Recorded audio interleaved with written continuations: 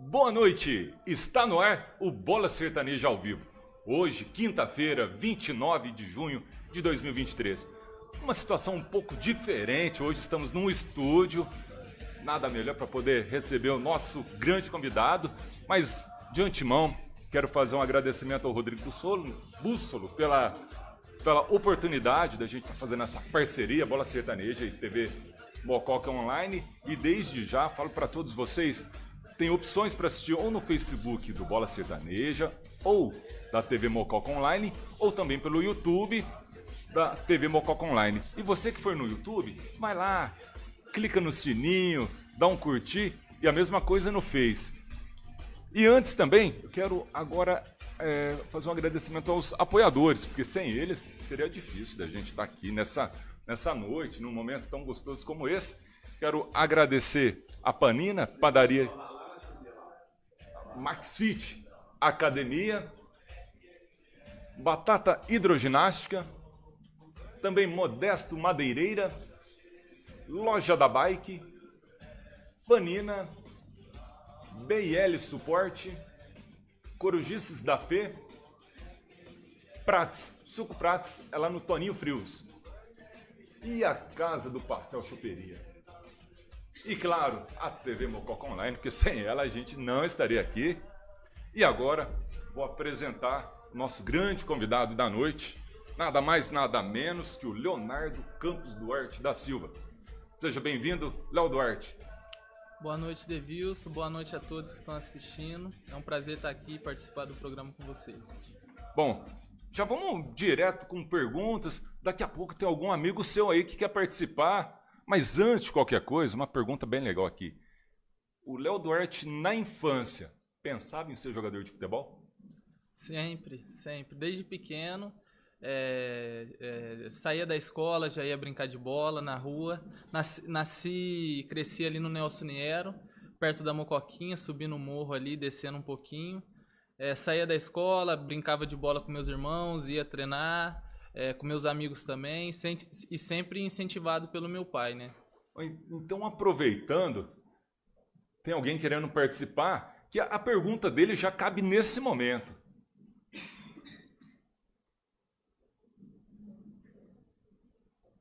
Você mandou a pergunta dele para nós aqui, David? Vamos.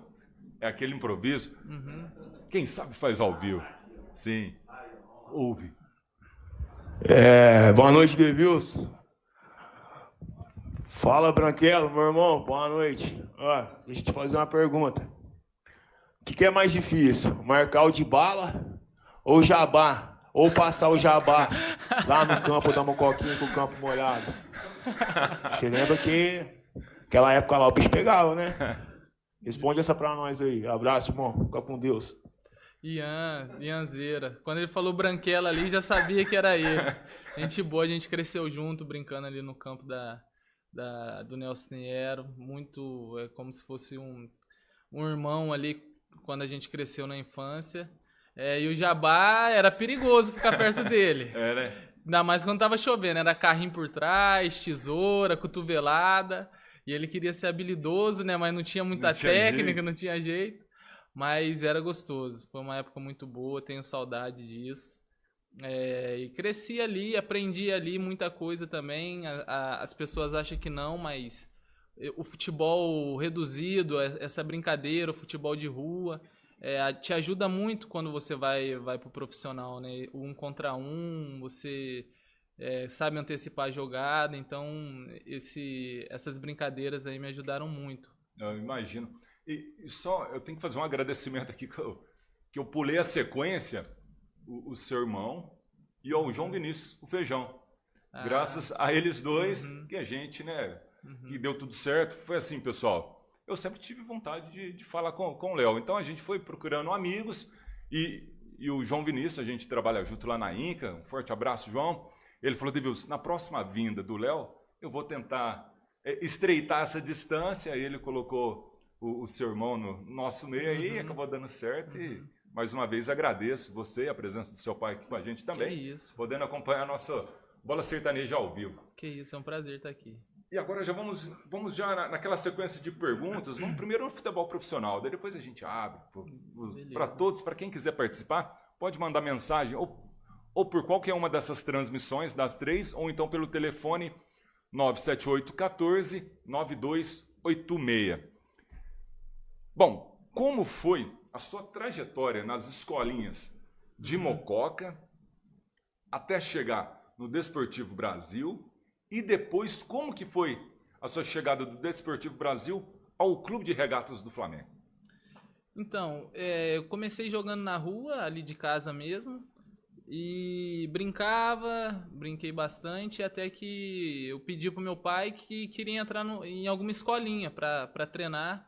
Aí meu pai, lembro até hoje que meu pai estava na rua, ele falou, você acha que você consegue treinar? Porque nessa idade eu tinha 8 anos, 7, 8 anos, então não tinha minha categoria ainda. Certo. Aí ele falou, você acha que você consegue jogar com o pessoal mais velho? Aí eu falei, eu acho que consigo. Aí ele falou, então bate um lateral aí. Como que bate um lateral? Certo. Aí eu peguei a bola, bati um lateral, aí ele perguntou, você sabe o que é impedimento? Expliquei para ele que era impedimento. E o que é impedimento? Impedimento é quando o atacante está na frente da linha do zagueiro, né? Do último zagueiro, no caso. Pessoal, eu fiz essa pergunta para derrubar muita gente, inclusive deu o que fazer para entender. É porque mesmo que se tiver atrás do último homem, se você tiver atrás do goleiro, tem que ter 2 zagueiros. Isso eu não sabia. Fiquei sabendo semana confuso, passada. Né? É muito confuso. Mas tudo bem, tá valendo. Então. Aí no outro dia, meu pai me levou ali no operário da Santa Cecília. Certo. E ali comecei a treinar. Fiquei mais ou menos até os 11 anos, 10, 11 anos. Até que joguei uma final contra o Mistura. Certo. Lá no campo da Santa Cecília mesmo. E perdemos a final, só que fui bem e foi a primeira vez que joguei contra o Mistura. Certo. E o Mistura gostou. E no outro dia ele ia ter uma semifinal num campeonato de Aguaí. Aí ele pediu para ver se eu poderia jogar a final no outro dia, a semifinal com ele no outro dia. Aí topei, fomos para Aguaí, nos classificamos para a final de Aguaí. E ali, a partir dali, comecei a treinar no campo do Estrela. Certo. E fiquei ali até os 13 anos, até que um dia um rapaz que levava jogador para fora, me levou pro Desportivo. Cheguei lá, fiquei uma semana no Desportivo a princípio e não passei no teste. Certo. Aí voltei, só que o pessoal tinha gostado de mim, só que na época eu era bem magro e baixo para zagueiro. Aí eles falaram, não, vamos esperar um pouco, daqui a uns meses talvez a gente te chame de novo. E deu 3 meses depois me chamaram, porque os zagueiros que ficaram na época, eu acho que não estava muito bem. E voltei. Quando voltei pro Desportivo, eles me encaixaram no Amistoso, que era um time de Mineiro Tietê na época. Tinha 60 moleques. E me encaixaram nesse time para jogar contra o Desportivo, para avaliar. Sim. E ali eu passei. Aí dos 60 moleques só eu passei.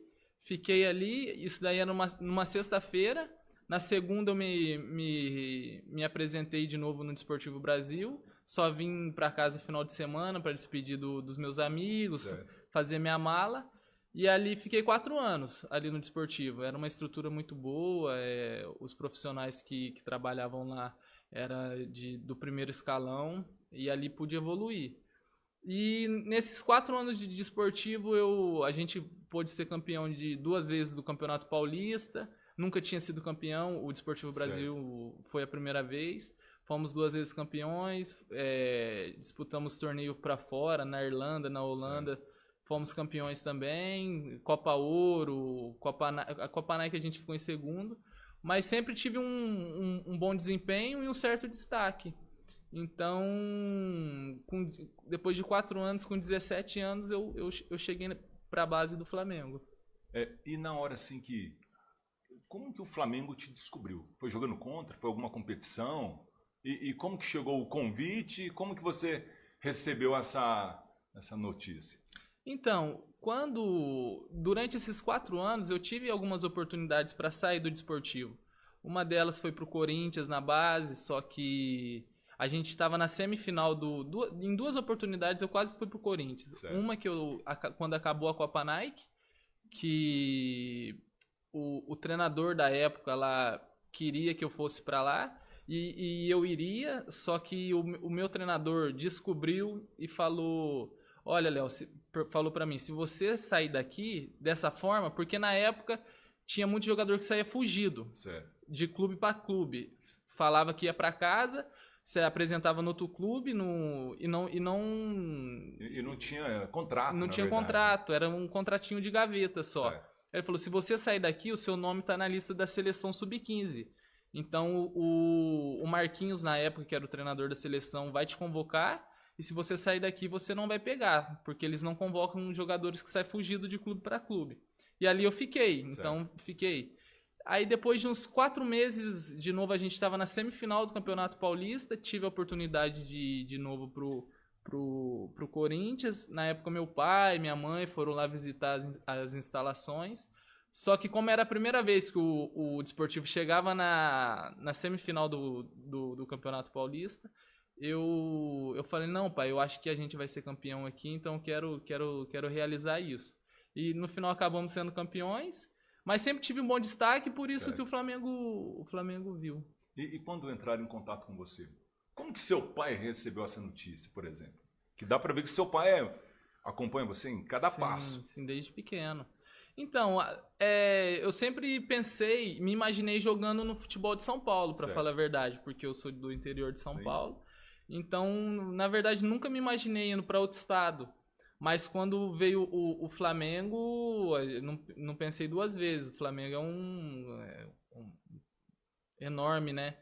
E a gente foi. Na época foi eu, meu pai, mas só que quando a gente chegou, o primeiro contato que a gente teve não foi bom, porque era a gestão do Eduardo Bandeira, do Bandeira ainda. Sim. Só que estava no começo, era 2014. Então, essa potência que é hoje, essa estrutura toda de primeiro mundo que é hoje, não tinha nada disso. Era só uma cadeira de bar, né, pai? Era uma cadeira de bar que era portaria. Uma cadeira e uma mesinha de bar, que era portaria só. E eu saí do... Olha só, seus flamenguistas, vocês que contam papo, não faz muito tempo. 2014. Era o Ninho do Urubu. Aí... porque eu saí do Desportivo, era uma das melhores estruturas do Brasil. E ali eu fiquei meio assim, meu pai não queria que eu ficasse, só que eu tinha certeza, pela seriedade que era a gestão da época, que aquilo dali em 5 anos seria a maior do Brasil. E eu tava certo. E só lembrando, o Flamengo que teve grandes zagueiros, Aldair, Moser, né, que nos anos 80, o Edinho, que era do Fluminense, foi pro Flamengo também. E depois sim veio o Juan. Inclusive você teve a oportunidade de jogar com o Juan. Sim. Mas antes de jogar com o Juan, você ganhou a Taça São Paulo de 2016 contra o Corinthians no Pacaembu, e você era o capitão e levantou a taça. Como foi levantar a taça de campeão pelo Flamengo? É uma sensação incrível. Foi o meu primeiro título como capitão. Foi o primeiro e único campeonato que eu fui de fato capitão, assim. E comecei com o pé direito, foi um jogo difícil. A gente começou a copinha já num grupo difícil, que era o Red Bull. Tinha um Red Bull que era um time bem treinado, mas conseguimos passar e fomos ganhando corpo durante a competição. E chegamos na final, o primeiro tempo saímos perdendo de 2-0, tava todo mundo um pouco assustado por causa da torcida, primeira vez com o estádio bem lotado. E a torcida do Corinthians e São Paulo faz pressão, faz peso. Sim. Mas no segundo tempo a gente se soltou um pouco mais e ganhamos nos pênaltis. Foi uma sensação. E passa muito rápido, né? Sim. Foi uma sensação e depois você teve oportunidade no profissional. A sua estreia foi contra o Bangu? Isso. E o técnico era o Muricy? Muricy. Como que foi trabalhar com o Muricy? Como que foi, assim, você ver ele te dando essa oportunidade? Então, na época, o Flamengo, o Muricy, a exigência que o Muricy fez era que ele precisava de um zagueiro rápido. Certo. E como eu fiz uma boa copinha, ele falou, não, é esse zagueiro que eu quero. E me subiu profissional. Ele me abraçou logo de começo. Ele falou, Léo, a única coisa que você precisa por agora é ganhar massa muscular. No primeiro mês eu já ganhei 3 quilos de massa muscular e ele gostava bastante de mim. É um cara que ganhou tudo no futebol e você ter uma pessoa assim já logo de cara para te abraçar, para te dar esse suporte é muito importante. Só para confirmar essa informação, o primeiro jogo foi contra o Bangu, 3-1, o jogo foi lá no Raulino de Oliveira, no campo do Volta Redonda. Exatamente. E nesse mesmo ano, o Flamengo acabou sendo campeão da Copa São Paulo, depois semifinalista do Campeonato Carioca, acabou perdendo na semifinal, e terceiro no Campeonato Brasileiro. Você fez poucos jogos, lógico, foi aquela primeira experiência, e depois já viemos para 2017. Como que foi para você já nesse ano seguinte? Então, esses 2 anos foram muito difíceis, né? Porque o Flamengo estava começando a se erguer de fato. Esses 5 anos, né, que eu tinha falado anteriormente, começou a se realizar para ser a potência que era hoje e começou a contratar jogadores de nome, jogadores de peso. Então, os meninos que subiram já começaram a ficar um pouco de lado, né? Que é normal. Sim. Então, foram 2 anos. 2016, se eu não me engano, eu joguei só 9 jogos, depois da saída do Muricy. E em 2017, joguei menos ainda. Joguei 3, 4 jogos só. Muito por conta disso. Porque eles pegavam jogadores mais cascudo, porque precisava chegar em competições e a gente não tinha essa experiência. Inclusive, em 2017... Daí você conquistou o primeiro título pelo profissional, foi o Carioca, né? E você ficou na reserva na primeira decisão. Olha só, a gente tem algumas informações assim que fica na memória. E, igual como você disse, jogou poucas partidas, mas aí já conquistou o título. Como que foi conquistar o título no profissional? Ali a gente vê a grandeza que é o Flamengo, né? Você vê uma conquista dentro do Maracanã. Sim.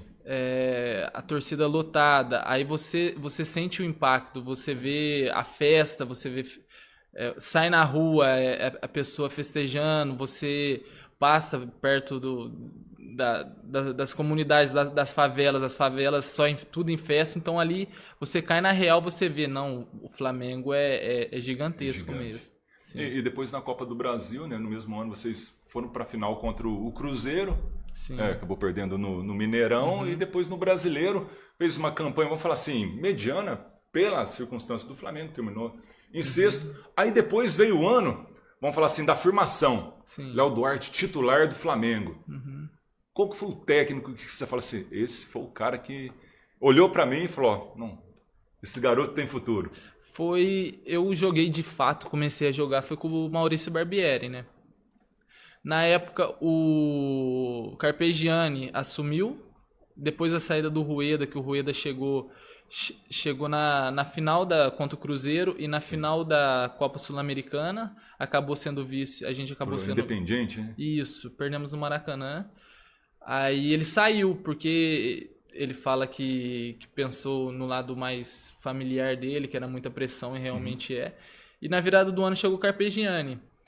Na época tinha o Rafael Vaz, o zagueiro, o Hever, o Juan, todos com muita experiência, né? E eles liberaram o Donati. O Donati era um zagueiro argentino que veio para ser titular na época, só que acabou não se firmando muito bem. E acabou indo embora. E eu acabei virando, de quinto zagueiro, eu virei o quarto zagueiro. E logo de cara, o Carpegiani gostou do meu jeito de jogar, já me colocou em algumas partidas no Campeonato Carioca. Ele começou com a equipe B no Campeonato Carioca e deixou a equipe titular treinando mais, fazendo a pré-temporada mais forte. E ali eu fui me firmando cada vez mais. Aí depois o Carpegiani foi embora e o Maurício Barbieri era auxiliar do Carpegiani, trabalhava na comissão do Carpegiani. Certo. E ali ele ficou. E o bom disso é que antes do Carpegiani ser mandado embora, o Maurício me pegava e conversava comigo antes dos treinos. Falou, Léo, você precisa melhorar isso, melhorar aquilo. Então a gente treinava junto, então ele já me conhecia quando ele assumiu. E ali ele já me colocou para jogar. E aí naquele ano vocês foram até as semifinais no Campeonato Carioca, na Copa do Brasil foi contra o Corinthians. Sim. Eu lembro que o Pedrinho fez um gol lá, né, que acabou eliminando o Flamengo. E depois no Campeonato Brasileiro, aí o Flamengo fez uma campanha grandiosa, né? Terminou no vice-campeonato E foi pro ano de 2019, foi com tudo. Sim. Time fortalecido, já entrou até como favorito na Libertadores. Aí como que você vê esse 2019? Que eu vejo assim, o ano 2019 foi o ano, vamos falar, foi o ano da glória. É assim que você vê? Sim, sim, foi a virada de chave do Flamengo, né? Em 2019 terminamos muito bem o campeonato com a chegada do Dorival. Se eu não me engano, ele disputou 10 jogos ali, ganhamos 9, ganhamos 8, se eu não me engano, empatamos 2. Foi contra o São Paulo no Morumbi, que a gente no finalzinho teve uma chance clara, erramos, empatamos 2-2, e no Maracanã a mesma coisa. Se a gente ganha esses 2 jogos, provavelmente, porque o confronto era direto contra o Palmeiras, empatamos 1-1 contra o Palmeiras e perdemos uma grande chance. Então, provavelmente a gente teria sido campeão ali. Então entramos em 2019 como favorito. Só que o Dorival, que é um excelente treinador, ele sai e chega o Abel Braga, que precisava conhecer o grupo, conhecer o elenco. E a gente oscila um pouco no começo do campeonato, no começo do ano. Mesmo sendo campeão do Campeonato Carioca, as atuações não eram boas. Nos classificamos para o mata-mata da Libertadores com o Abel Braga, mas era um pouco contestado pela torcida ainda. E nisso deu uma confusão e veio o Jorge Jesus, né? E depois do Jorge Jesus o time deslanchou. Agora, assim, pro atleta, igual você deu esse exemplo do Abel, que foi muito conturbado, mas pro atleta, ele sente quando tem toda essa confusão, tipo, entre técnico, torcida, diretoria, porque uma parte do Flamengo queria que continuasse o Abel. Sim. E uma parte era contra. E a mesma coisa, todos queriam um técnico. Aí até que foi aquela também, de onde vai ver o técnico, até que buscaram o Jorge Jesus. Para vocês, atletas, como que foi toda essa turbulência e essa mudança? Até porque nesse meio, 2 técnicos interinos, né, tiveram que assumir. Sim. Marcelo Salles e o Leomar. Sim, sim. Então, essa confusão reflete no desempenho em campo, né? Porque o Abel gosta de jogar de um jeito, vem o Marcelo, já muda. E você já sabe que o Jorge Jesus vai chegar. Então a cabeça do jogador começa a ficar um pouco confusa. E isso acaba refletindo em campo, sim. Mas eram jogadores muito, muito, muito experientes. Eu digo por mim, que refletia em mim. Só que para alguns, talvez não. Como tinha o Diego, tinha o Juan, tinha jogadores muito, muito mais experientes, que talvez não veja da forma que eu via, né? Mas quando o Jorge Jesus chegou, todo mundo abraçou ele, e ele abraçou o grupo. Não vou dizer que foi amor à primeira vista, porque não foi. O Jorge Jesus é um treinador difícil de lidar. Ele é duro, né? Muito, muito rígido. Então, mas os jogadores que eram os líderes do grupo precisavam ganhar, eles estavam nessa ânsia de vitória, eles queriam ser campeões. Tinha essa noção da grandeza do Flamengo, né? Então eles abraçaram o treinador mesmo com cobrança um pouco mais dura do Jorge Jesus, eles não ligavam, eles pensavam já lá pra frente. E como que era a sua relação com a torcida do Flamengo? Então, no modo geral foi muito boa, muito boa. Subir da base, eles abraçam os jogadores que é da base. Mas é uma torcida muito rígida. Se você não dá resultado em campo, eles vão te cobrar da mesma forma. E no final ali comecei a ser um pouco contestado já no final, mas dos 3 anos que eu fiquei no profissional não tenho nenhuma reclamação a fazer. A torcida apoia, a torcida briga, a torcida faz de tudo, é uma coisa maravilhosa. Só quem tá ali dentro para sentir a sensação. E assim, quando você subiu no profissional, a gente viu o Juan nas entrevistas, sempre ele falava que ele via você com muito potencial. Você chegou a jogar com ele muitos jogos? Não, infelizmente não, né? Poucos. Foram poucos jogos, acho que 5, 6 jogos. Queria ter jogado muito mais, mas vivi 3 anos com ele ali no dia a dia, no treinamento. Para mim, o melhor zagueiro que eu pude jogar e pude ver assim pessoalmente. Certo. Muito técnico, mesmo com 37, 38 anos, ele não perde uma bola. não tinha a velocidade que tinha antes, nem a força física que tinha antes, mas eles sabiam antever o jogo, antecipar a jogada, bola aérea, não é tão alto, mas bola aérea não perde nenhuma. Então ali você vê que o cara não chegou onde chegou à toa, né?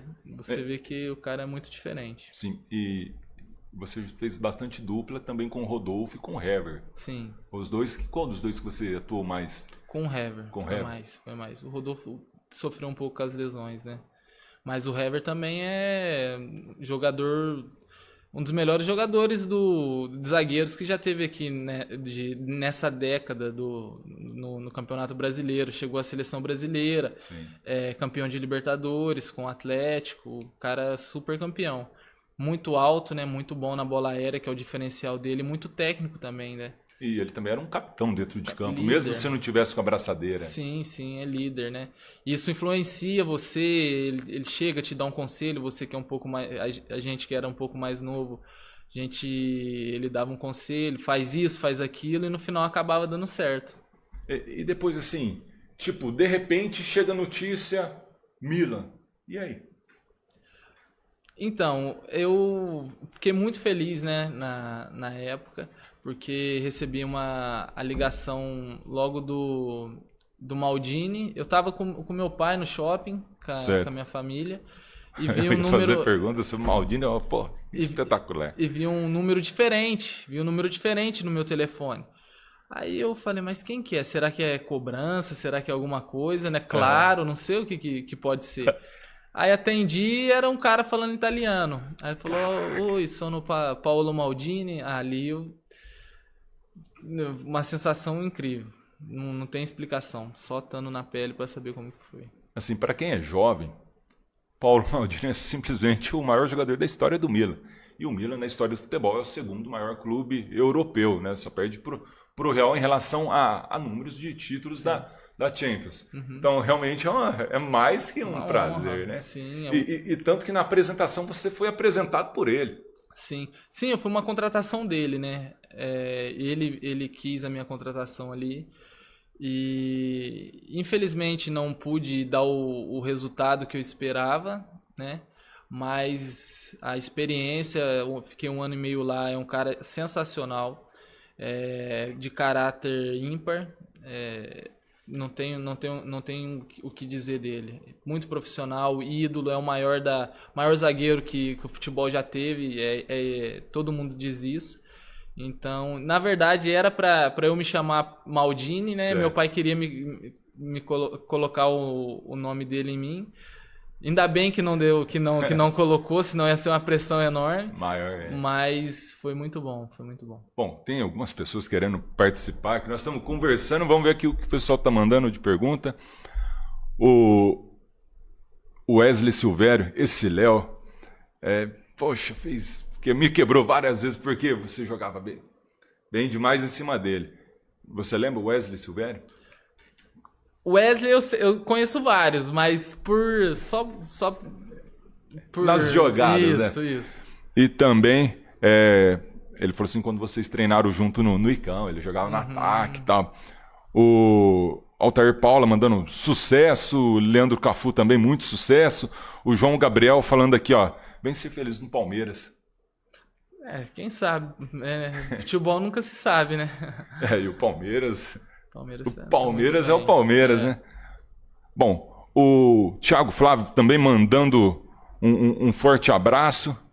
E é isso aí. Agora, uma pergunta. Eu recordo que quando você foi estrear, a gente estava na expectativa muito grande, né? E aí o jogo era contra o Cesena, né? Um amistoso. Sim.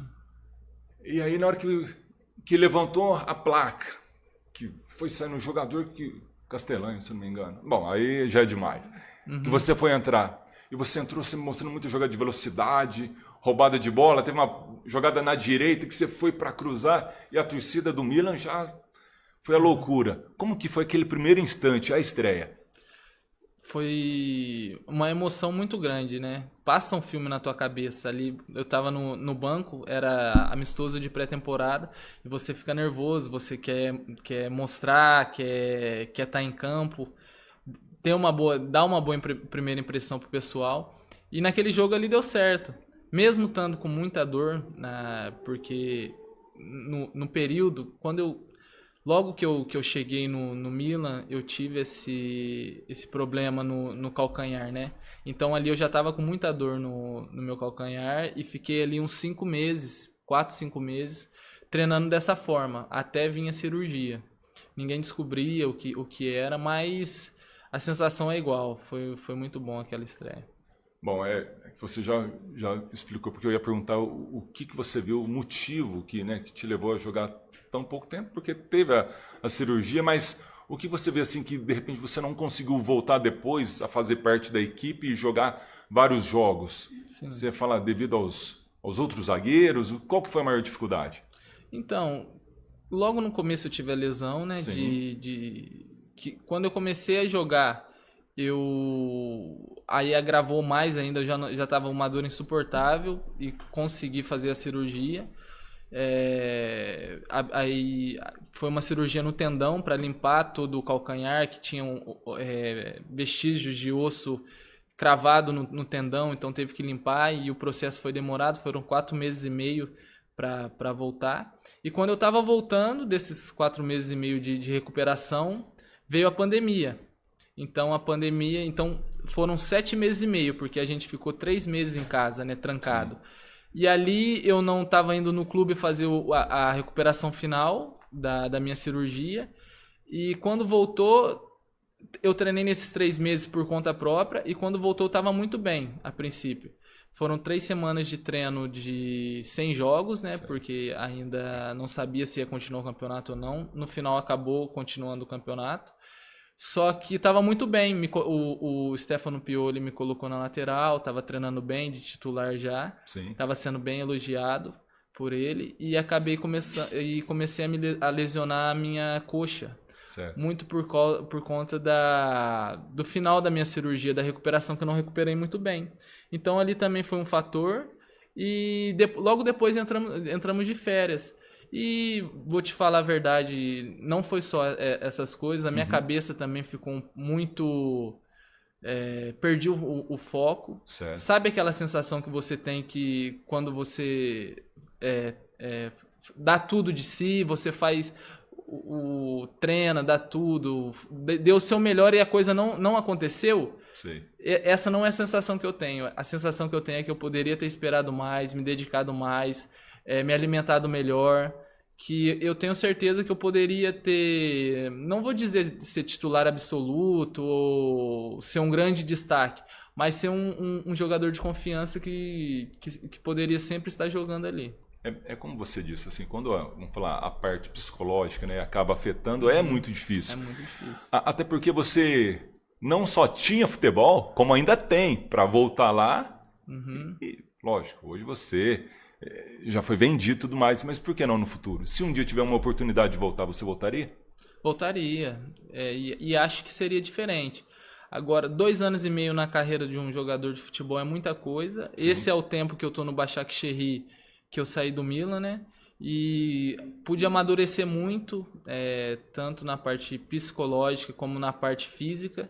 Isso eu tenho certeza que poderia fazer muito melhor do que fiz. O seu último jogo oficial pelo Milan foi contra o Bolonha, 2-0, 2 gols do Ibrahimovic. Como que foi assim, lidar com o Ibrahimovic? O pessoal, a gente ouve, né, pela imprensa que ele é difícil, isso, aquilo, mas como que é dentro ali do elenco trabalhar com ele? Não, realmente é um cara muito exigente.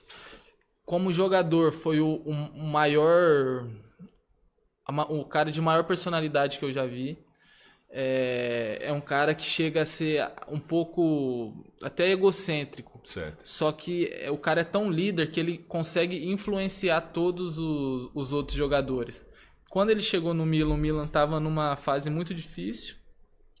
Não estava bem no campeonato, estava oscilando muito. E quando ele chegou, mudou tudo isso. Porque ele vinha no vestiário, via que nós jogadores estávamos sentados. Falou, mas o que vocês estão sentados aqui? Vamos para academia. Levava todo mundo para academia, pegava no pé de outros jogadores. O próprio Rafael Leão hoje, que é um dos melhores atacantes do mundo, cresceu muito por conta dele. E ali o Milan começou a caminhar para o que voltou a ser, né? Logo depois foi campeão da Série A novamente, se classificou para a Champions League. Então, muito desses resultados é por conta do Ibrahimovic. Inclusive, nessa temporada você jogou apenas um jogo, acabou ficando mais 16 à disposição do técnico.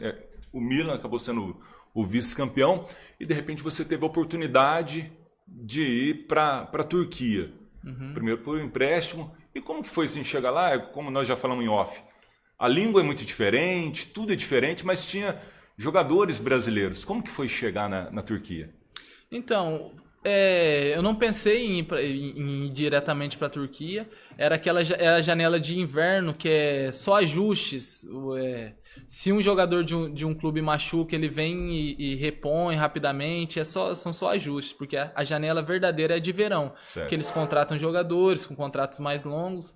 Então, mas eu queria muito sair, eu precisava jogar. E a primeira oportunidade, o primeiro clube que chegou foi o Başakşehir da Turquia.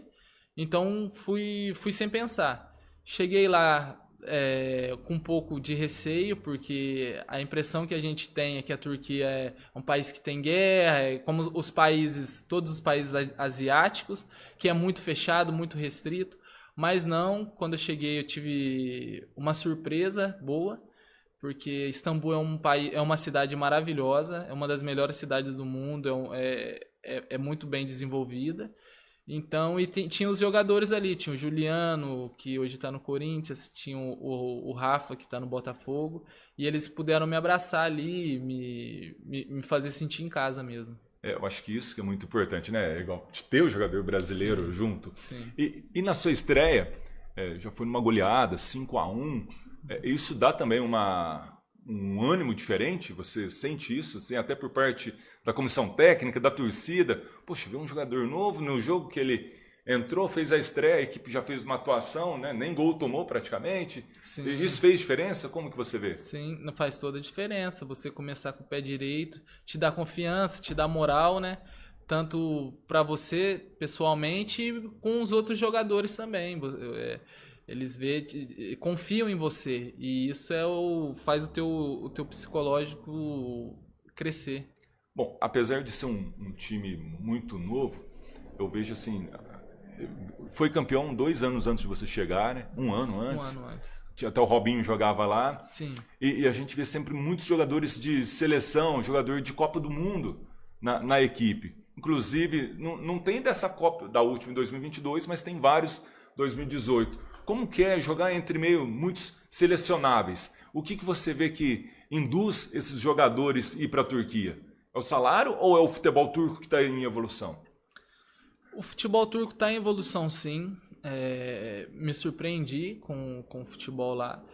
Para ser sincero, esse treinador que eu tô, o Emre, que foi jogador da seleção turca, jogou no Atlético de Madrid, no Newcastle, em vários times.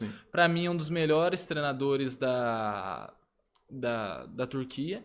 E aprendi muito com eles, então é verdade que o futebol turco tem crescido muito. Mas um dos fatores, sem dúvida, principalmente para jogadores que vêm de grandes clubes, a parte financeira faz a diferença, sim.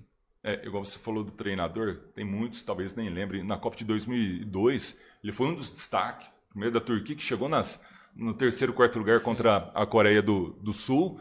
Na época ele jogava pela Inter de Milão, ele ficou 6 temporadas na Inter de Milão. No videogame, na época a gente jogava muito PlayStation, todo mundo queria jogar com ele, porque o cara jogava demais. Assim, igual você falou que ele é um técnico diferenciado e tudo mais. O que ele passa para os atletas? Segurança? Ou ele indica o caminho do gol? Como que você vê o que ele tem de diferencial comparado com outros treinadores? Eu acho que é isso que você falou, indicar o caminho do gol. Ele sabe muito de futebol, ele e a comissão dele, né? Ele ainda não tem a carteira, a licença para ser de fato treinador, até mesmo quando a gente joga o campeonato europeu, ele não pode ser o primeiro treinador, ele fica mais de auxiliar, mas é um cara que conhece muito, sabe muito, gosta que exige que o goleiro, que os zagueiros saiam jogando, porque o futebol moderno hoje exige isso, né? Mas ele é um amigo meu também. Certo. Ele exigiu que eu ficasse depois do empréstimo. E uma coisa que eu já falei pra ele, que a gente conversou, que não é novidade entre a gente, que eu acho que pra ele melhorar ainda mais, ele já é um ótimo técnico, um ótimo treinador, mas pra ele melhorar ainda mais, ele precisa controlar um pouco a parte emocional dele. Se ele melhorar isso, com certeza ele daqui a alguns anos ele vai estar em times como o Inter de Milão, Milan, não tenho dúvida nenhuma. Nesse ano eu vim acompanhando, né, jogo a jogo, e vocês começaram o campeonato muito bem. Ficou ali terceiro, estava quase segundo, depois caiu um pouquinho, né, terminou em quinto ainda, e conseguiu chegar na final da Copa da Turquia. A final contra o Fenerbahçe, eu pensei que vocês iam ganhar. Mas o Batshuayi estava... Eu também pensei. Mas, assim, tudo que a gente trabalhou durante a semana foi por água abaixo por conta em 1 minuto, que a gente tomou gol com muito rápido, 50 segundos. Tivemos uma falha ali, uma infelicidade, mas acontece, é coisa do futebol. Mas depois dali o time deles cresceram, né? Tinha o apoio da torcida deles, a torcida deles é muito maior que a gente, e a parte psicológica pesou, com certeza. É uma pena, sinceramente. Sim. É uma pena, mas vamos ver essa próxima temporada. Vai que tem uma revanche, né? Tomara. Igual você falou sobre a torcida deles é muito maior. Que a equipe que você joga também é uma equipe jovem, né? É pequena. Sim. Eu vejo assim que passou a ser a segunda equipe de muitos torcedores. Sim. Aqui como, né, o pessoal torce para o Corinthians, por exemplo, mas na minha cidade tem um rádio. Isso. Ou tem a Ponte Preta, um exemplo. E lá é dessa forma. Sim. E quando você joga assim nesses jogos contra Fenerbahçe ou Galatasaray ou Besiktas, a torcida, você que teve a experiência de jogar com a nação rubro-negra e com os rossoneiros do lado, você sente pressão quando você joga contra esses torcedores da Turquia? Não. É tranquilo, né? A gente sente motivação. Certo. Ficamos mais motivados ainda. Já tivemos bons resultados e maus resultados contra essas equipes. Já ganhamos do Galatasaray fora de casa, na casa deles, do Besiktas, do Trabzon, do Fenerbahçe. Isso não afeta a gente. A gente acha até melhor jogar contra grandes equipes, grandes torcidas, porque isso te tira o melhor, né? Você entra mais ligado, mais focado. Diferente quando a gente joga em casa, porque a gente tem um estádio de mais ou menos 17 mil pessoas e deve ir 1.500 pessoas, porque é uma equipe nova, né? Sim. Tem nem 10 anos de existência. Mas mesmo com pouca equipe a gente consegue os bons resultados e os poucos torcedores são apaixonados. Nesse ano você teve a companhia do Ozil, né? Da Alemanha, até abril, março. Como que foi? Como que era ele dentro do grupo com a experiência dele? É um cara muito calado, muito tranquilo. Então não ajudava? Não, é porque ele tava com problema nas costas, certo. Né? Ele teve problema nas costas, mas de qualidade indiscutível. Pensa 2 vezes antes de qualquer jogador, a bola vem, ele já sabe aonde dá o passe, antevê a jogada, quando você pensa que ele vai para um lado, ele vai para o outro. Mesmo já com 33, 34 anos, é um cara que conseguia tirar um coelho da cartola. Mas, infelizmente, fisicamente já não aguentava. Não é à toa que acabou aposentando agora. Sim. Dá para ver também nas 3 equipes que você jogou, grandes goleiros. Diego Alves, né, experiência na Europa, tudo mais. Aí depois Donnarumma, dispensa comentários. E mesmo agora o goleiro, como que é o nome dele? Que foi muito tempo goleiro da seleção turca, eu esqueci o nome. Volkan Babacan. Isso. É que eu não sabia falar por isso, para não falar errado. 3 grandes goleiros. Para o zagueiro faz muita diferença? E assim, se for para você falar desses 3, dá para falar qual que é melhor? Não, você vai ter que falar que é o de hoje. Mas como que é ter esses goleiros na sua retaguarda? Não, é fundamental, né? Toda equipe tem que começar com um bom goleiro. Sim. E tive a felicidade de ter 3 ótimos goleiros. Diego Alves, com experiência, pegador de pênalti, né? Eu acho que o diferencial dele mesmo, a parte técnica com o pé, parece um meio campo, né? Com o pé, jogando no gol. E pegador de pênalti, quando você acha que os caras vão empatar o jogo, vão virar, ele pega o pênalti, ele consegue fazer esses milagres. O Donnarumma, pra mim, é o melhor que eu já tive o prazer de trabalhar. Sim. Top. Muito alto, muito rápido, técnico, explosivo. E o Babajan também, com a experiência dele, faz grandes defesas pra gente. E é importante, né? Porque às vezes a gente tá tomando muita pressão. Nós não somos um time que tomamos muito gol. Sim. E não damos muita oportunidade também, mas sempre que eles chegam, a gente precisa ter essa segurança ali atrás. E em relação à estratégia de jogo, que tipo de jogo que você prefere jogar? O que a gente tem, que é jogar com a bola, né? Não rifando a bola, não dando chutão, sempre tentar sair com ela jogando, dominada. Colocar o adversário para trás com toque de bola e pressionando alto também para não deixar ele sair jogando. Esse se eu fosse treinador, era o que eu tentaria implementar no meu time. Isso. Deixa eu ver, tem alguns comentários. Tem o pessoal lá da Mocoquinha também, mandando mensagem aqui. Falando em Mocoquinha, a gente viu essa semana você lá junto com o pessoal. O pessoal, cara, o que você faz por eles é incrível. Na escola, né? Exatamente. O Odilon tá mandando um abraço, falando aqui, você deveria estar jogando no Corinthians. A Angélica Vital, parabéns, Léo, muita luz no seu caminho, sucesso. Obrigado. O Marciano Anacleto, que alegria o mocoquense fazendo história pelo mundo do futebol. Sucesso, mais, Léo. O Hernani Simplício, grande Hernani, um abraço. Palmeirense roxo. Abraço. Grande Devilson, bela entrevista, está de parabéns, forte abraço ao Léo. A Elaine Cristina, parabéns, muito sucesso na sua vida profissional. Obrigado. O Antônio Pereira, o grande campeão, mandando uma boa noite, um abraço para você.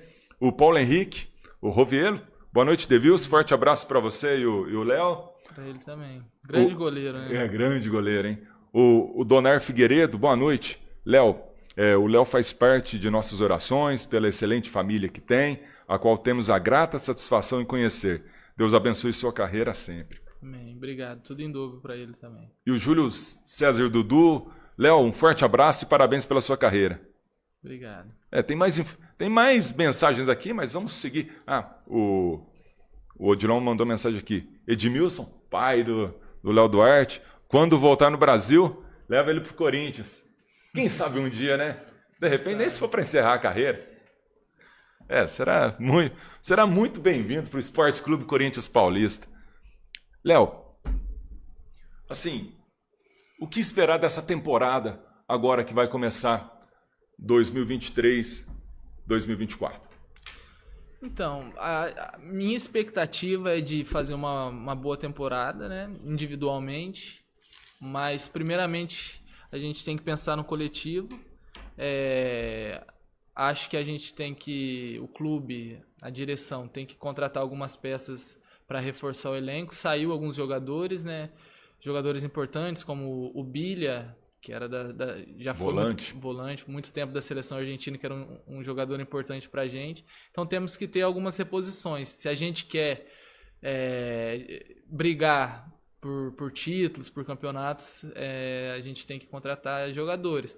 Mas claro, todo início de temporada temos uma expectativa muito alta, como foi essa também, e ganhar títulos. Chegar na final mais uma vez da Copa da Turquia. Esse ano a gente não vai disputar a Europa, infelizmente, mas é tentar se classificar para campeonato europeu esse ano. Eu tenho certeza que vocês vão conseguir, porque está no caminho certo. E a evolução da equipe, né? E os resultados a gente vê que vem jogando muito bem. Mas eu tenho uma pergunta aqui. Deixa eu fazer uma colocação. Técnicos. João Carlos Mistura, Zé Ricardo, Muricy, Rueda, Carpegiani, Barbieri, Dorival, Abel, e assim vai Jorge Jesus, Pioli, Emerê, e agora o Renato Gaúcho que entra nessa lista. Existe alguma coisa disso daí? Como é que é essa conversa que está aqui no Rio Grande do Sul? Não, sinceramente, assim, não... Parece até clichê, todos os jogadores falam isso, mas não tenho nenhuma informação sobre isso. Às vezes chega alguma coisa ou outra, né? Mas ainda mais nessa janela que é forte também no Brasil, mas não teve nada disso por enquanto. Claro que tem algumas sondagens, mas não do Grêmio. Certo. Renato Gaúcho, claro que seria um prazer trabalhar com ele, porque é um jogador, é um treinador multicampeão. Mas também estou feliz lá, tô estabilizado lá, tô bem. E igual você falou, algumas equipes ao longo dos tempos já chegou a procurá-lo. Qual equipe, por exemplo? Já teve sondagens, assim, do Bahia, do Cruzeiro, algumas equipes grandes do Brasil, Sim. assim, mas nunca tive, de fato, a oportunidade. Ainda também muito porque o nosso clube, eu tenho uma relação muito boa com o Başakşehir. O próprio Inter também, ano passado, teve interessado. Cheguei a conversar com uma pessoa de lá. Mas gosto muito do Başakşehir, acho que a gente tem condição de brigar por títulos lá. E minha família está estabilizada, eu tô bem adaptado. Para sair de lá, teria que ser um projeto muito, muito bom, muito bem planejado. Igual assim, na Turquia, a gente vê essa evolução. Igual assim, o que você espera em relação à seleção da Turquia? Já ouvi até alguma coisa tipo, Léo Duarte pode se naturalizar turco. Isso já existiu alguma vez ou nada a ver? Não. Isso não tem... Não, até porque também eu não sei como que funciona a naturalização lá.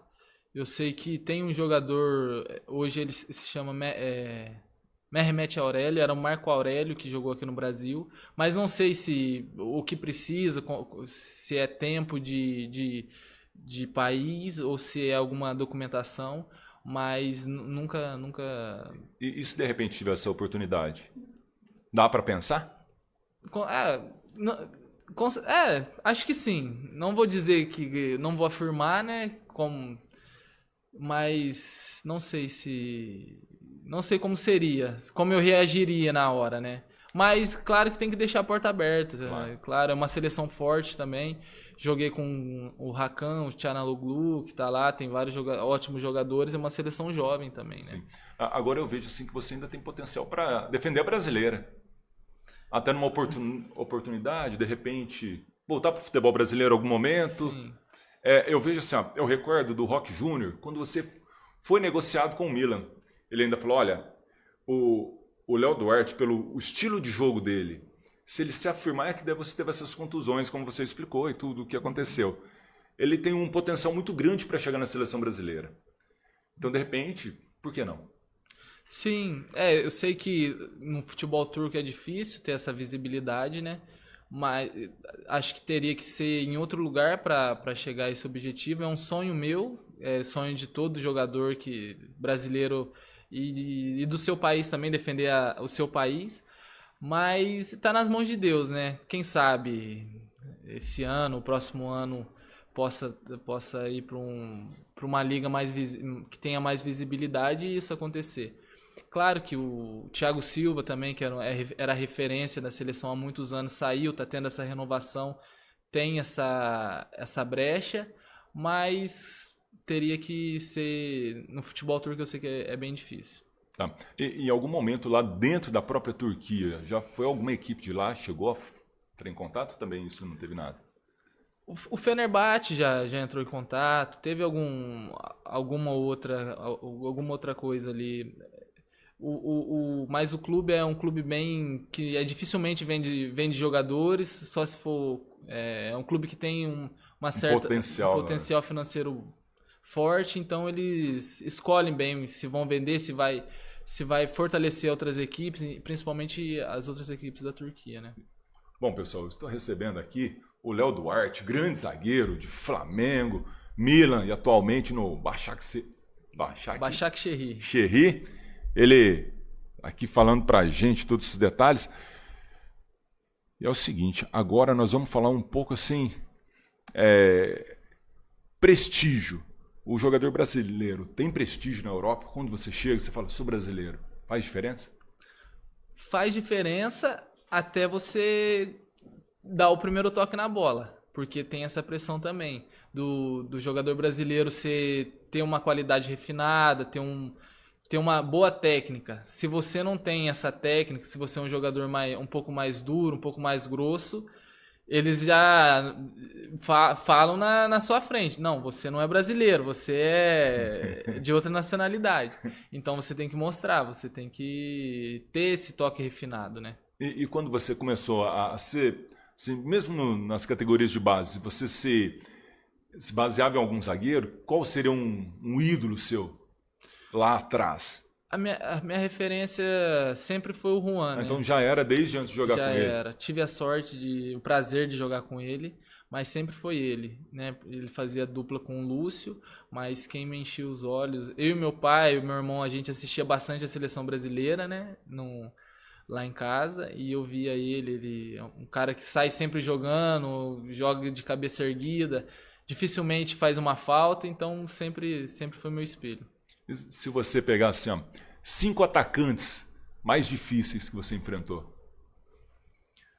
Ó, em primeiro lugar, nesse dia o Cristiano Ronaldo não estava bem, joguei contra a Juventus, ele estava com dor no joelho, foi até substituído, mas acho que o Dybala, Certo. Dybala muito diferenciado. O segundo, acho que o Icardi, que é um ótimo jogador. E é alto também. É alto, tem corpo, né? É forte, é rápido. Às vezes pela televisão a gente não tem a noção de como é o jogador, mas quando você está pessoalmente ou assistindo do estádio é totalmente diferente.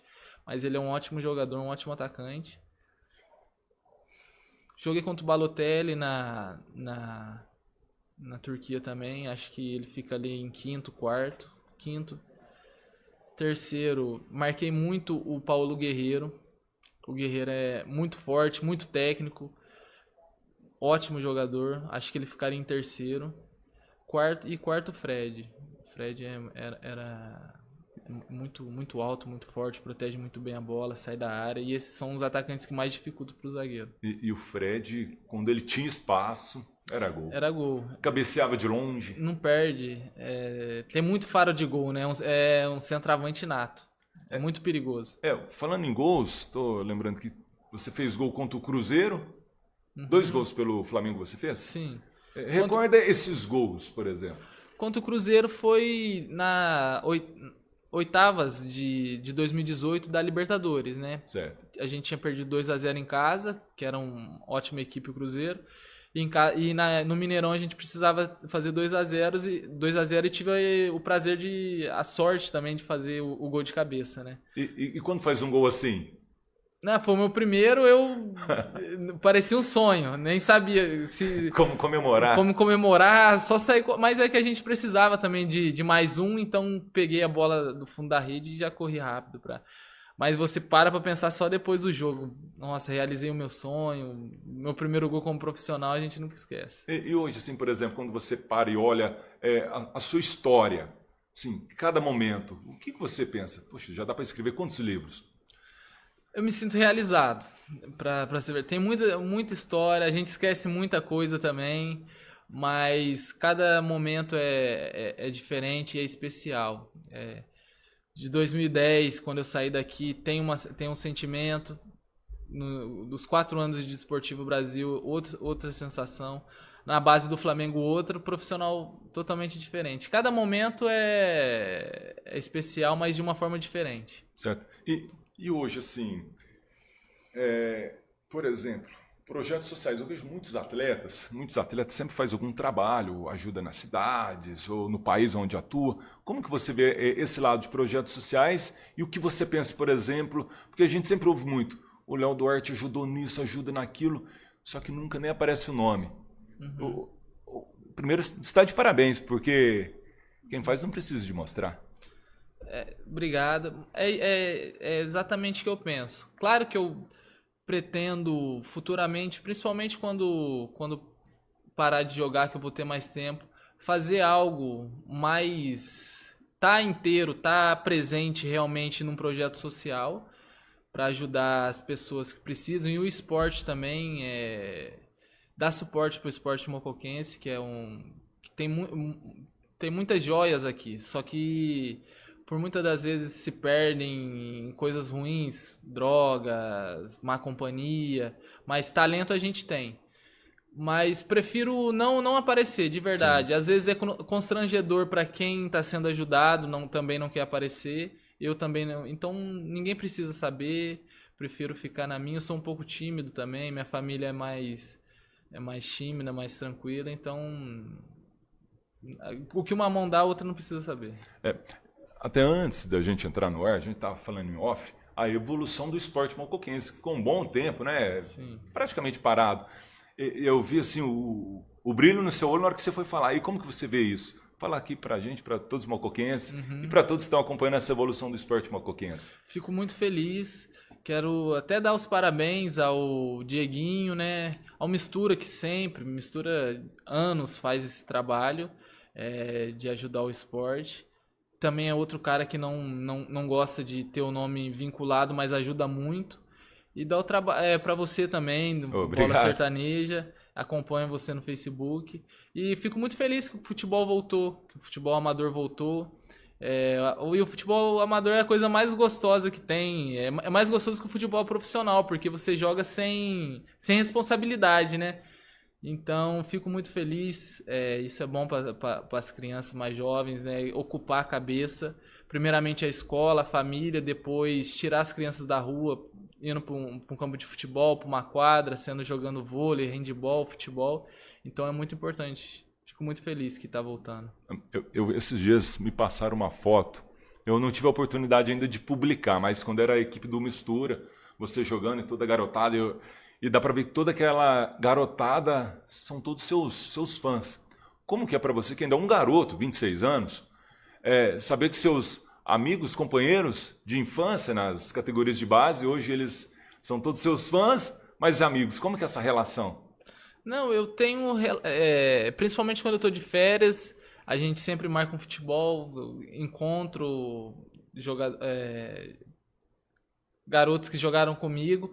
Ontem mesmo a gente teve um futebol, antes de ontem a gente jogou, e eu vou sempre encontrando eles. Mas eu não tenho essa noção. Às vezes a pessoa acha, nossa, é um jogador, é isso, é aquilo. Não, eu sou só o Leonardo. Sair daqui, é o que eu sempre fui, sempre vou ser. Não me vejo como algo diferente, uma estrela ou alguma coisa assim, nada disso.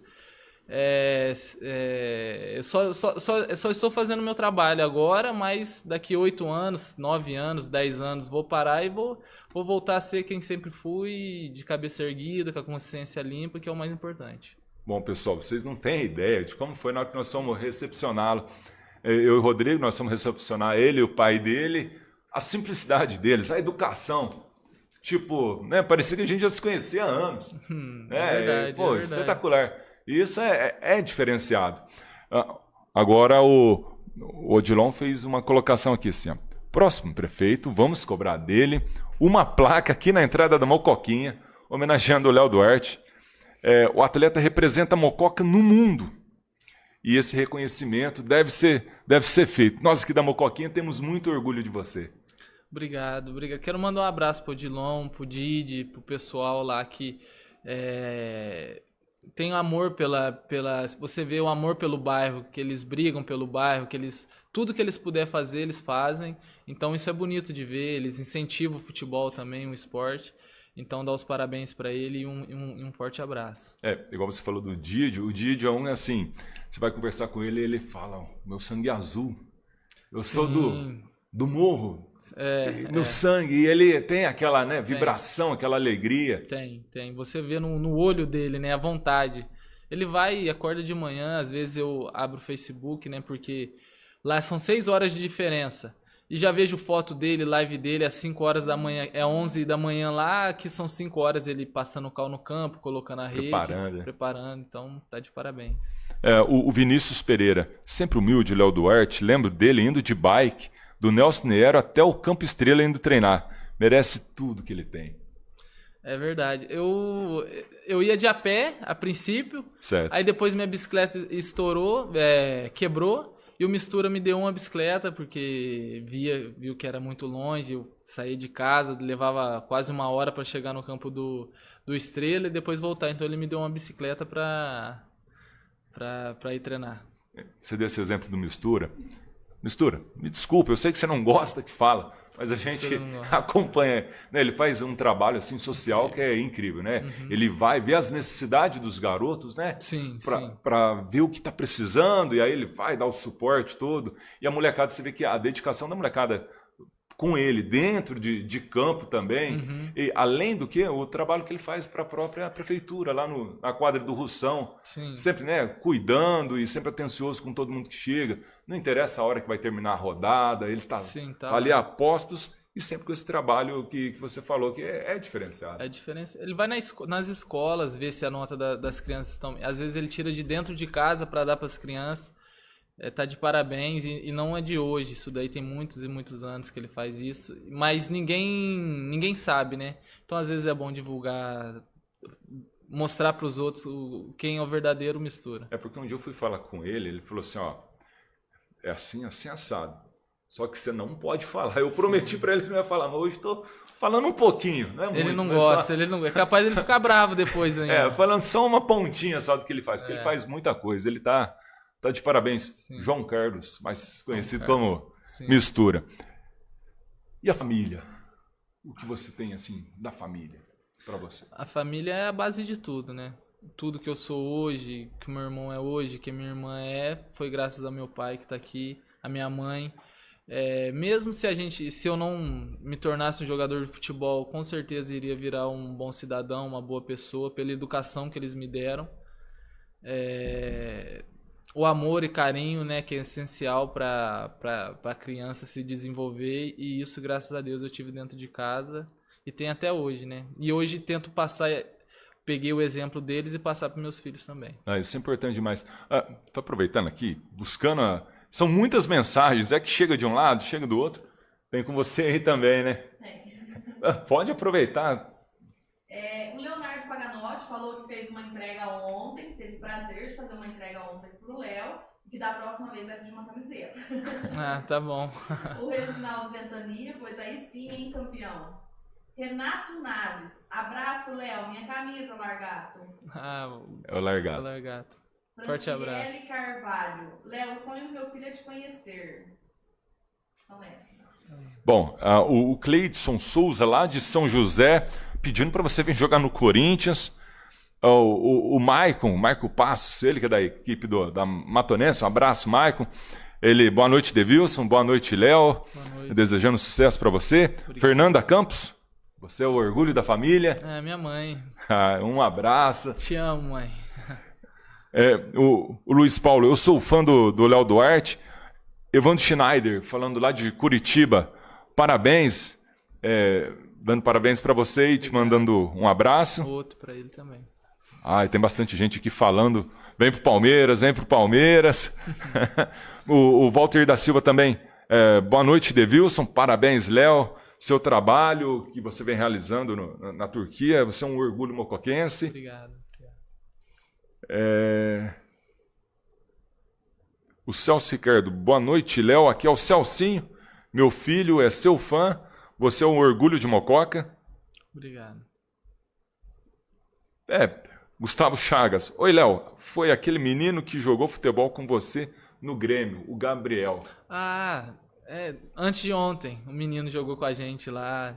Bom jogador, tem 12 anos. Tomara, desejo tudo de bom para ele.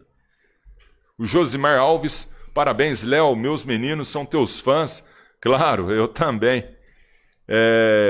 Sucesso, muita saúde e força para continuar sendo exemplo para os meninos de Mococa. Um forte abraço, Deus te abençoe e proteja sempre. O Patrick Takeshita Lopes, filho do Natanael. Não sei se você chegou a conhecer o Natanael, que defendeu o Rádio, Ponte Preta. Não. Ele, grande jogador, representa Mococa, humilde, é um exemplo de pessoa. Tamo junto, Léo. Obrigado. O Ronaldo Martins, o Major, treinador de goleiros, tem 2 escolinhas de futebol. Se você puder visitá-las, uma é na Coab 2 e a outra é na Vila Carvalho. Então você vê que o pessoal, né, gosta muito. E como que é isso? Você vê assim que as pessoas sempre elogiam. Como que é pro seu ego, pessoal? Não, eu fico feliz. Eu não tenho a dimensão de ser referência, assim, não tenho essa dimensão. Mas fico feliz com o reconhecimento, com o carinho que essas pessoas têm por mim. E eu tenho muito por elas também. Aonde eu vou, eu tento levar o nome da cidade. Quando eu cheguei no Flamengo, infelizmente tiraram o nome Léo Mococa, Certo. que fiquei 4 anos no Desportivo Brasil, na escalação, todo mundo me conhecia como Léo Mococa. E quando eu cheguei no Flamengo pra base, o diretor da base falou, olha, esse nome a gente vai ter que tirar. Minha mãe ficou arrasada na época, né, pai? Ficou arrasada, mas que bom que vincula o meu nome à cidade, porque eu tenho muito orgulho de ser mocoquense também. E é isso. Gostaria de ter o nome na camisa, mas depois que virou Léo Duarte é Aí difícil não tem mudar. como mudar, né? Mas tá bom. Bom, assim, no futebol, teve já aqueles momentos assim, você fala assim, aquela resenha que aconteceu ali, atrapalhou muito, mas eu posso contar, fala alguma assim, porque no futebol a gente sabe que tem muita coisa. Porque agora aquela hora para descontrair, a gente tá chegando no finalzinho aqui. Nossa, Devilson, agora eu sou ruim de memória, cara. Deixa eu lembrar. O senhor lembra alguma que eu já contei pro senhor, pai? Não, por exemplo, momentos assim de resenha, que foi aquela loucura, assim, no sentido assim, que de repente às vezes você fala, melhor não contar, mas vamos contar porque é divertido. Você fala do futebol ou familiar? Pode ser de qualquer uma das duas situações. Você lembra daquela do Rodolfo lá que você... De qual, pai? Encaixa nesse Qual que é do ciclo Rodolfo? aí, lá do Rodolfo e o... Ah, do Viseu. Vamos falar do... Uma vez, você se recorda desse jogo? O Viseu até ficou bravo comigo. Sim, vocês subiram junto até. Isso. Uma vez eu contei essa história no programa, acho que era do Benja. Era com o Benja, se eu não me engano, né? Aí foi a história do Viseu, que contra o Corinthians, era uma bola parada e teve um erro de marcação ali, né? Que aconteceu. E o Rodolfo xingou o Viseu, discutiu com o Viseu, empurrou um pouco o outro. E no final, o Viseu, coisa de 30 segundos depois, o Viseu foi lá, fez o gol e mostrou o dedo do meio pro Rodolfo. Rapaz, pensa num homem nervoso. Ficou irado. O Rodolfo tem 2 metros de altura, cara. Deve pesar uns 90 quilos. Desse tamanho. Eu vou matar esse moleque, ele fala. Os caras, o Viseu vai morrer. Aí todo mundo já correu pro vestiário, né? Tentando segurar o Rodolfo. O apelido dele é Frankenstein. Nós chamava ele lá dentro. Sim. Porque é muito grande. Muito Desproporcional. Aí ele foi... Vou matar esse moleque. Cadê esse moleque? Só viu o Viseu correndo lá pro final do vestiário. Eu vou matar ele.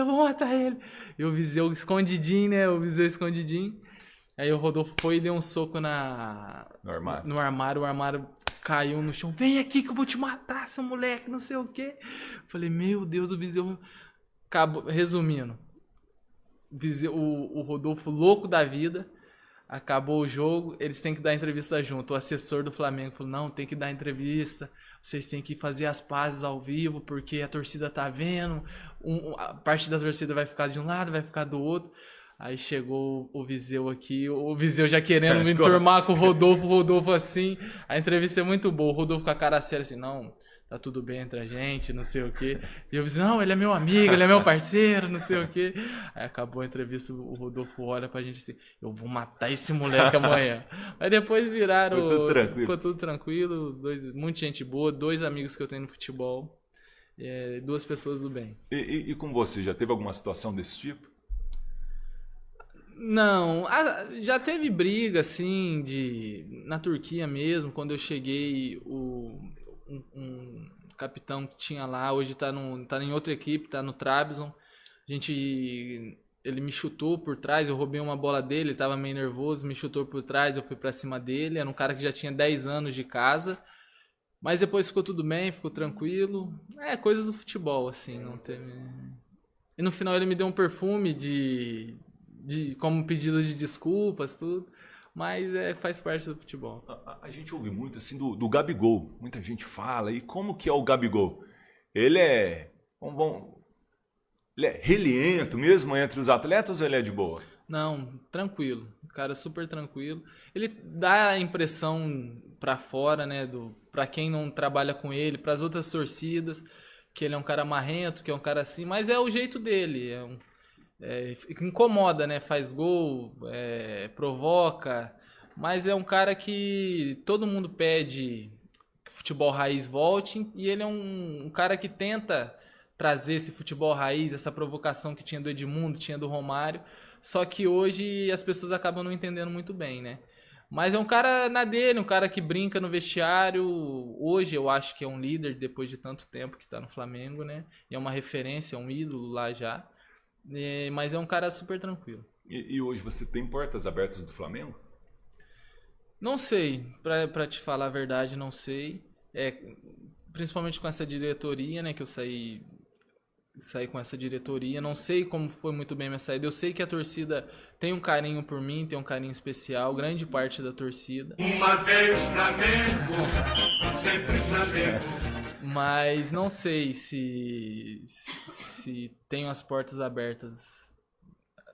Um jogo marcante, o mais marcante de todos.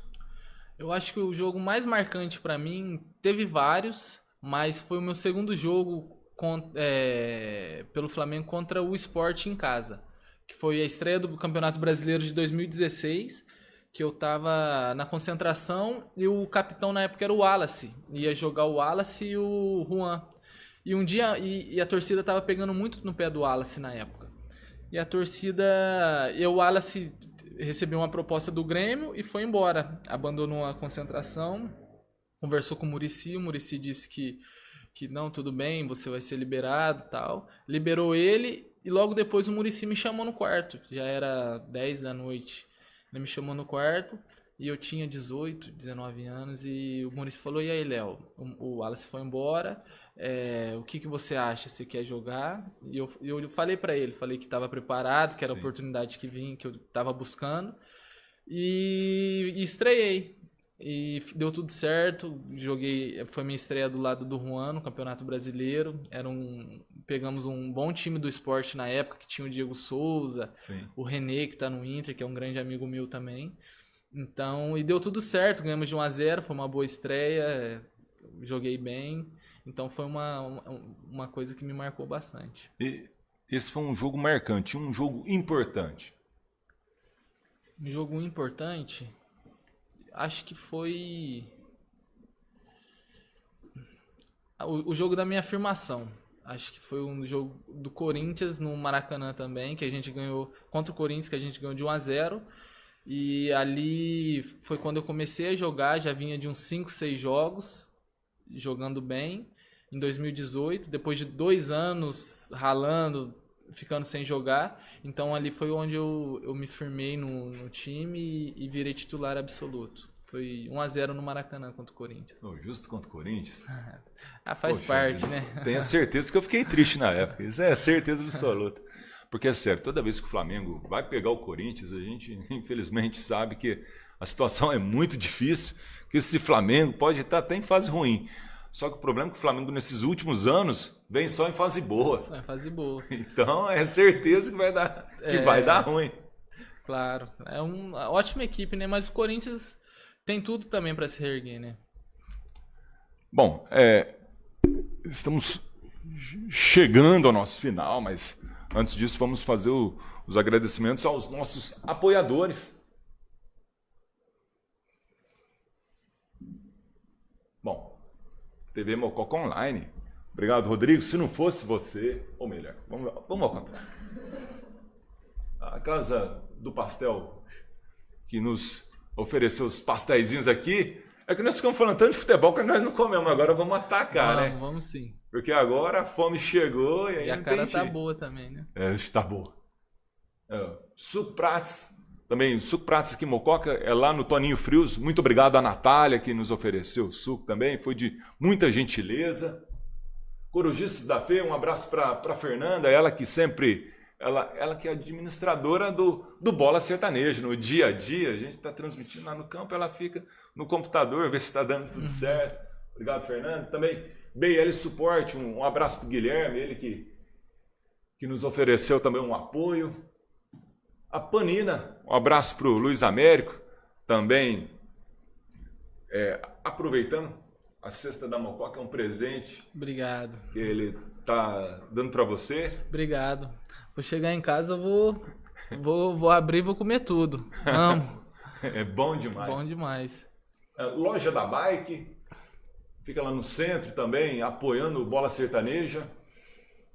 Modesto Madeireira, obrigado também pelo apoio, graças ao Guilherme.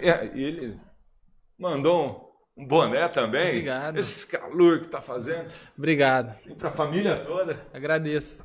Obrigado mesmo. Vou usar e vou dar um pro meu pai e um pro meu irmão. É isso aí. O Batata Hidroginástica, obrigado, Batata, pelo apoio. Batata que também faz muito pelo esporte, né? Foi atleta profissional e sempre está apoiando tudo que acontece em Mococa. Max Fit, academia, Fagner.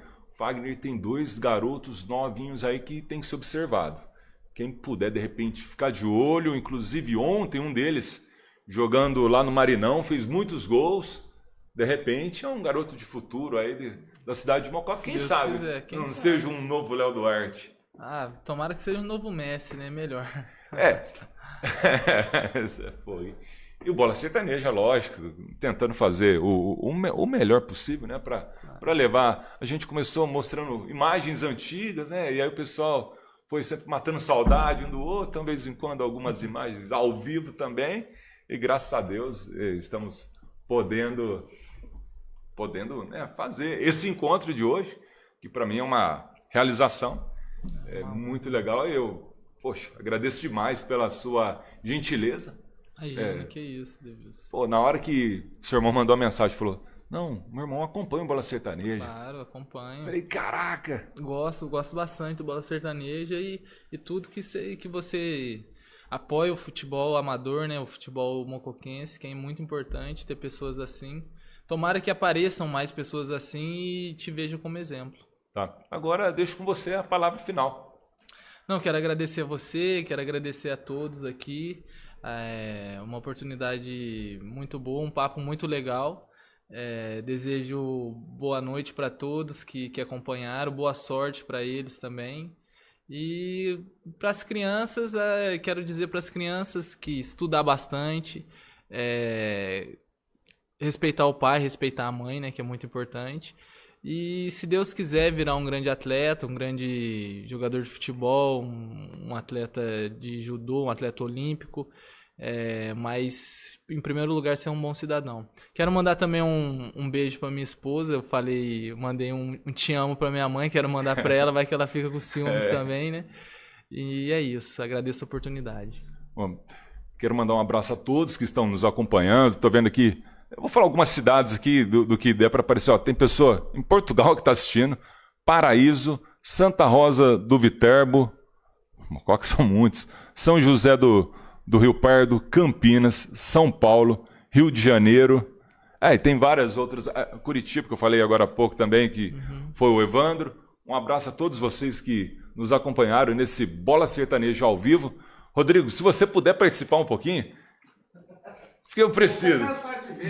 Não, porque a oportunidade que você está dando para a gente para poder fazer essa noite, você é o cara. Que é isso. Obrigado pela oportunidade. Eu que agradeço, né, de receber você aqui, receber o Léo. É um prazer pra gente. O prazer é meu. Receber um profissional da sua categoria no nosso humilde estúdio. Imagina, que isso. Primeiro podcast, já falei, já é uma honra, nosso primeiro de muito que você vai participar. E sempre que tiver em Mococa, pode ter certeza que as portas vão estar abertas para você aqui, viu, meu querido? Obrigado, Rodrigo. Agradeço mesmo. Show de bola, hein? Obrigado. É isso aí, pessoal. Ficamos por aqui. Um forte abraço. Semana que vem tem mais. Tchau.